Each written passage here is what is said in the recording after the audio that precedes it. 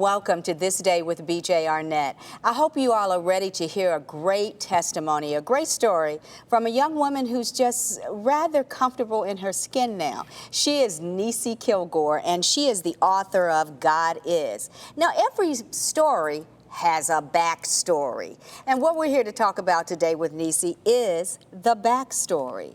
Niecy, I don't want to cry. This woman did my makeup. I feel fabulous. You look great. Thank you so much. But if you make me cry, I'm going to get you. Okay. Okay.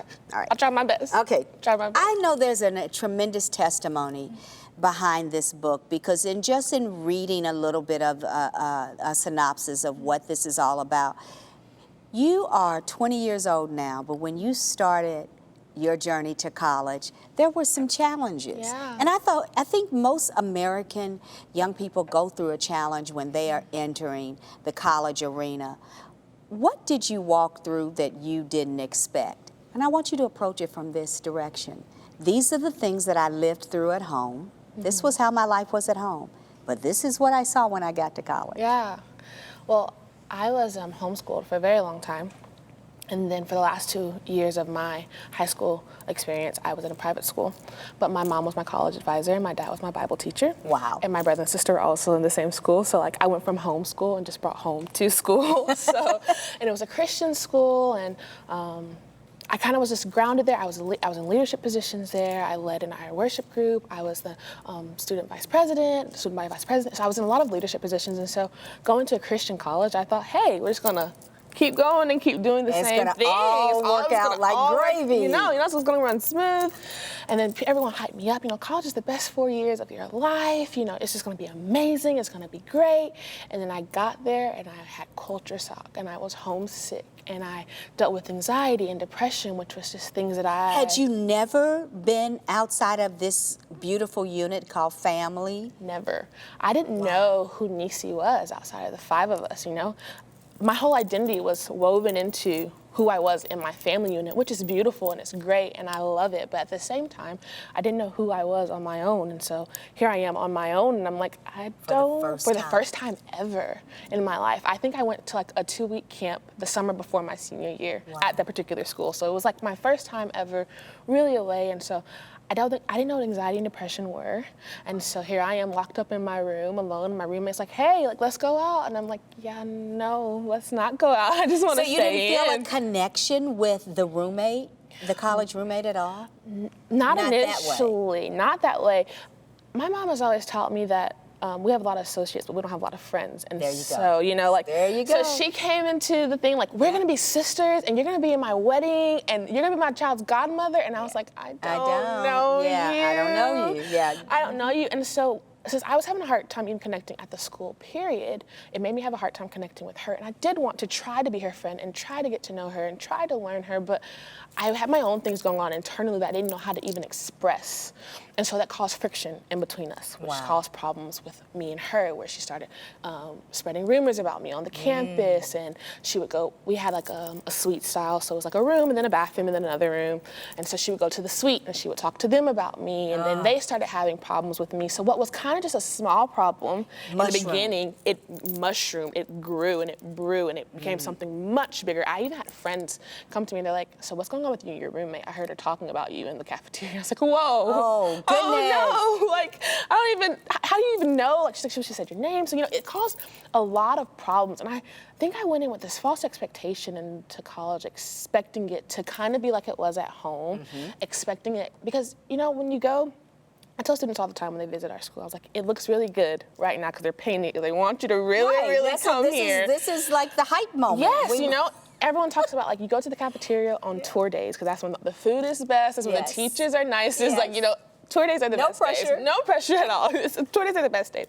But I told them, I said, the reality is going to hit when you get here. And I just wasn't prepared for reality to hit when I got there. And so when it hit me, it knocked me all the way down. Wow. Because all I knew was that there were supposed to be mountaintops and no one told me about valleys that I was going to experience. And so I felt like an oddball out or like a loner. And you didn't find any...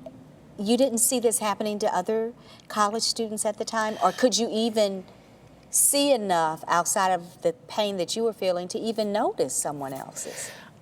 Because I masked my own pain very well, Oh, good. I think we all masked our pain well. I think my generation does that a lot. We like to be vulnerable on our own terms.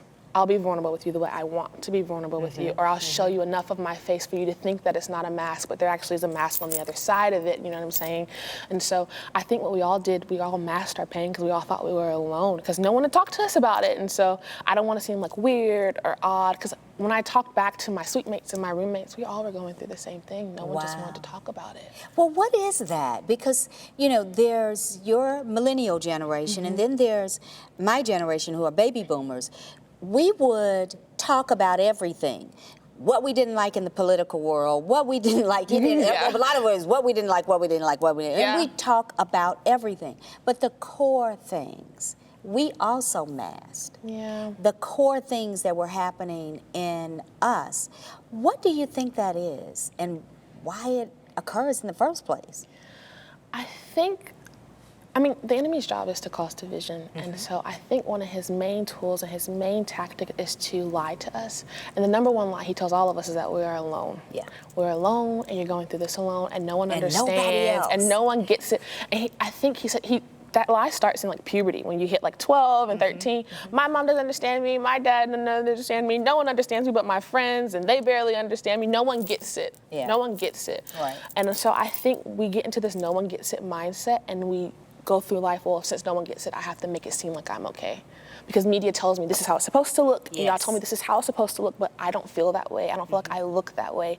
So I need to mask myself. Even like with eating disorders and that mass epidemic that's going on right now, it's because we've been taught that it's supposed to look a certain way. Fit in a certain box. Yes, everything has a box, and it's supposed to, if you don't check off this, if you're not 25 and married, if you're not 27 with the kid, if you're not 40 and with a good career, then something's wrong with you. We've been taught that if you don't check off the boxes, then there's something wrong with you. And so I'm not checking off the boxes, so I'm gonna just mask myself. So you're in college, which should be this explosive experience, especially in a Christian college. You should be like, this is it. And you find yourself wanting to pull the covers over your head and stay in a corner. Yeah, I did. How did you get out? Well, first of all, I actually got vulnerable and told someone, like, this is what's happening with me. My school, a lot of schools have, and I wish more college students would utilize it. We had free counseling. Yes. And they have them on lots of campuses, but there's such a stigma around counseling that no one actually wants to go, because it's causing you to step out of that box and say something's wrong with me, or something's not all the way right. And so I had to find strength enough to know that there was nothing wrong with me because I had a problem. I was actually strong. I was not weak because I had a problem. I was strong because I was confronting the problem and changing the problem. Good job. And so I went to counseling, and that helped a tremendous amount.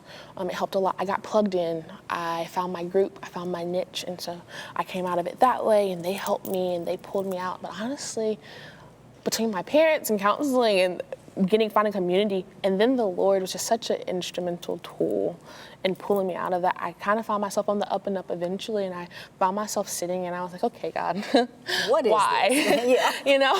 All right, like, I've done it, I've come out on the other side of it, but I don't see the point of it. And I really felt the Lord told me, I brought you through this, and I brought you on the other side of it because I knew I could trust you to go back and talk about it and tell the story. And this is how we arrived to this book. God is Lessons Learned About God in College. Yes. Statistics say that when a young person leaves their parents and goes off to college, that it is the most susceptible, they are the most susceptible to all of the things of the world. Yes. So if you were raised in a Christian home and you go to any college, Christian or otherwise, your personal space, your personal beliefs are challenged. And this is where young people tend to put to the side the things that they were raised with. What did you find in addressing that thought with your book? I was sitting in a meeting. I was a resident chaplain at my school, so kind of like an RA, but for emotional things and emotional reasons, we could just talk. And we were having a meeting with all the chaplains, and we sat down, and she told us that the stage we were in life was almost like unpacking a box of ornaments that had been there for a long time. And she said, but it's almost like your parents gave you that box of ornaments and it's your first time having your own Christmas tree that you get to decorate on your own. On your own. Any way you want to decorate it. And so if you don't want that big ornament or you don't want that star on top of the tree, you get to choose. But you get to see, okay, why did mom use that star and not this star? And so I got to say, okay, my mom told me that God was a provider, but do I actually believe that for myself? How do I know that for myself? Am I going to keep this ornament or am I going to throw it out? So did you test the word?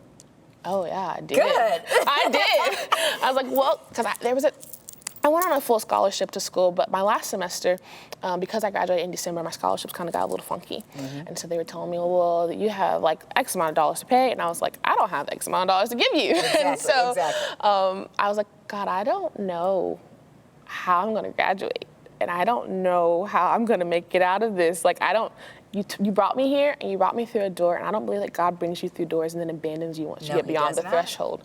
And so I said, I've seen you do it for my mom, I've seen you do it for my dad, but now I need you to do it for me. And God did in like amazing, crazy ways. They actually told me, like, we're not supposed to do this, but we're going to just tweak the system because we just feel like we need to do this. It's like, wow. Cool. Because Daddy God is working on my behalf. Yeah. Thank you very much. Thank you very much, you know? And so, no, I had to test it. I think when I went through those hard things and I went through all those lessons and I went through all those trials, what it really was I was taking those ornaments out of my box figuring out, like, okay, God, are you really good? Okay, God, are you really sovereign? Like, okay, God, do you really care? And so I had to test and I had to see. And I think we are susceptible to a lot. Yeah. You get to choose. The choice is yours, but it's up to you to test and see. You can't just throw the whole box away. Don't just push the box into the back of the room. You get to make a choice. Like, this can either make you or break you. This time can either develop you into all you're supposed to be, or you can just stay stagnant and stay the same person and go backwards almost.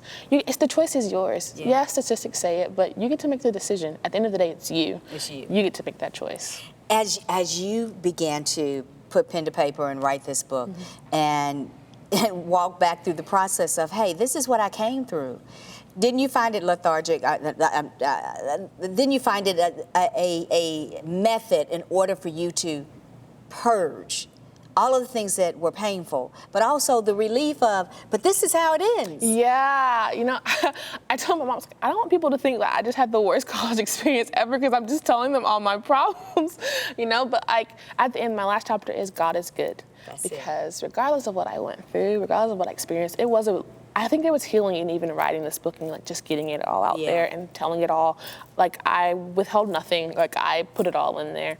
I think there was a lot of relief in that, but at the end of even me writing, I cried writing that last chapter because I was like, through it all, like I was sustained, I'm still whole, like I still graduated on time and I graduated with honors and I graduated as the youngest in my class, you know, so like crazy things, like God is still good. His promises don't change. Like, trials come, life is filled with mountaintops and valleys, but God is still good. So regardless of what you experience, maybe it might not be what happened in my book. It might be something totally different what you experienced, but God is still good and he is still sovereign no matter the situation. And he didn't leave you nor forsaken you ever. And he is a gentleman. So everything that he says to you is true. It's just that, are you walking in his truth at that moment? What a great revelation. What an awesome book to be able to pen. It is called Lessons I Learned About God in College. Yes. It is very, very cool to meet you. Nice to meet you too. And you didn't make me cry, so I think I like you. Wow, I'm glad. Yeah, I am too, because I was like, okay, I'm scared because I don't know what she's going to say. But there's something to be said for the journey, but also the completion of what God's called you to do in that particular season of your life. Your job was to go to school. You did it, and you did it well, and you were triumphant. If you are going through something where you feel like you can't do it alone, you don't have to. Reach out to someone. Someone's always there. We love you. God bless you.